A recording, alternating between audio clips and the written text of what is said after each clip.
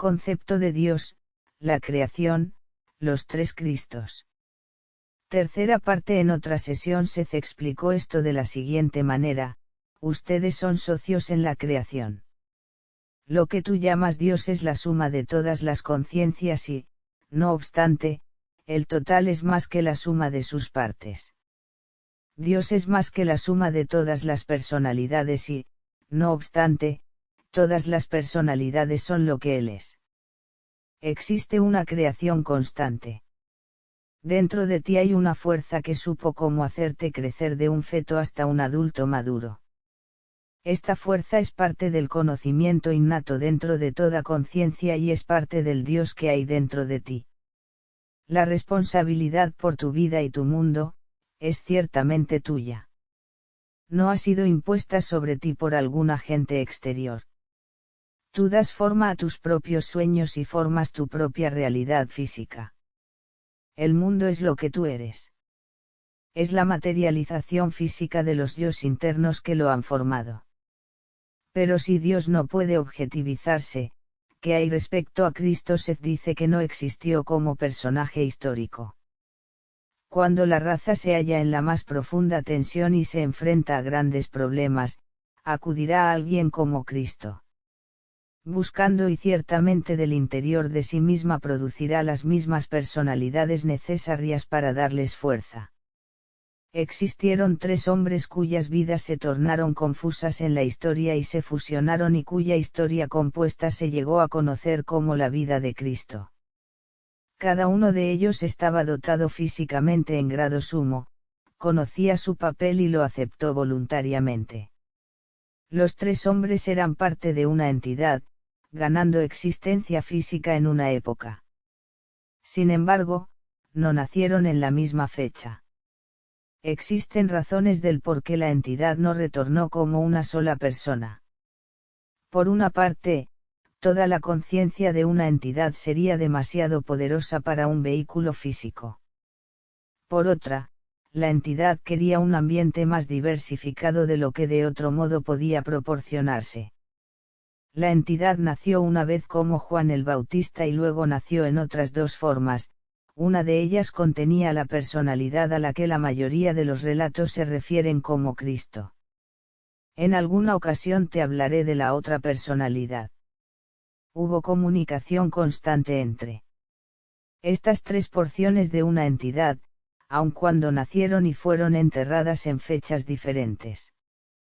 La raza dio nombre a estas personalidades desde su propio banco psíquico, en el estanque de conciencia individualizada que le estaba accesible. Después del asesinato de Martin Luther King, Jr. mis estudiantes en la clase se sentían sumamente perturbados y, como mucha gente en Estados Unidos y probablemente en todo el mundo, comenzamos a discutir el significado de la violencia. En medio de nuestra conversación, entró Seth: se les ha conferido libre voluntad y albedrío.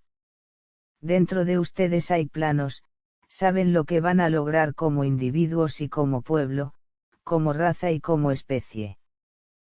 Pueden preferir ignorar esos planos. Ahora bien, haciendo uso de su voluntad libre, han hecho realidad física algo por completo diferente a lo que se pretendía. Han permitido que el ego se volviera exageradamente desarrollado y sumamente especializado. En muchos aspectos, se encuentran en un sueño. Son ustedes los que han hecho el sueño tan vívido. Iban a trabajar y resolver problemas y desafíos, pero siempre estando conscientes de su propia realidad interior y de su existencia no física. En gran medida han perdido contacto con esto. Se han enfocado tan poderosamente en la realidad física, que ésta se ha convertido en la única realidad que conocen. Cuando matan a un hombre, creen que lo matan para siempre. Por lo tanto, el asesinato es un crimen y es necesario enfrentarse a él, puesto que ustedes lo han creado. La muerte no existe en tales términos. En el amanecer de la existencia física, en los días anteriores a que se iniciara la historia, el hombre sabía que la muerte era meramente un cambio de forma. Ningún Dios creó el crimen del asesinato y ningún Dios creó el dolor o la pena. Nuevamente, debido a que ustedes creen que pueden matar a un hombre y a su conciencia para siempre, entonces el asesinato existe dentro de su realidad y debe manejarse en ese contexto. El asesino del Dr. King cree que ha eliminado una conciencia viva por toda la eternidad. Pero los errores y equivocaciones de ustedes, para su gran fortuna, no son reales y no afectan la realidad, pues el Dr. King todavía vive. Mi clase es pequeña, pero los estudiantes varían en edad desde los 16 hasta los 60 años. Cierta noche estábamos discutiendo las manifestaciones estudiantiles. Carl y Sue se encuentran ambos empezando su década de los 20 años y habían venido sosteniendo ideas de no violencia y paz. Los adultos mayores comenzaron a quejarse de los manifestantes con bastante amargura. Sin embargo, Sue dijo con cierto calor: bueno, yo estoy contra la violencia también, pero en ocasiones esta está justificada. Apenas dejó escapar estas palabras de su boca, cuando Seth la interrumpió. Todo el mundo brincó. En el calor de la discusión, tanto Seth como la PES en general se habían olvidado. Ahora la voz de Seth realmente estalló: nunca hay justificación para la violencia. No existe justificación para el odio, ni hay justificación para el asesinato. Aquellos que muestran indulgencia por la violencia, por cualquier razón, están ellos mismos cambiados y adulterada la pureza de su propósito. Les he dicho que si no les agrada el estado de su mundo, son ustedes mismos los que deben cambiar, tanto individualmente como en masa. Esta es la única forma en que se efectuará el cambio. Aquí Seth se quedó mirando a Carl y dijo: si tu generación o cualquier generación efectúan un cambio, esta es la única manera en que se hará. Lo que te estoy diciendo, ha venido diciéndose antes a través de los siglos. Es responsabilidad de ustedes, señalando a Sue y a Carl, el que escuchen. No. Es erróneo maldecir una flor y es erróneo también maldecir a un hombre. Es erróneo no honrar a cualquier hombre y es erróneo ridiculizar a cualquier hombre. B. 11. Honrarse ustedes mismos y ver dentro de ustedes el espíritu de vitalidad eterna. Si no hacen esto, entonces destruirán lo que toquen, y deben también honrar a todo otro individuo, porque en él se encuentra la chispa de vitalidad eterna. Cuando maldicen a otro, se maldicen a sí mismos y la maldición retorna a ustedes.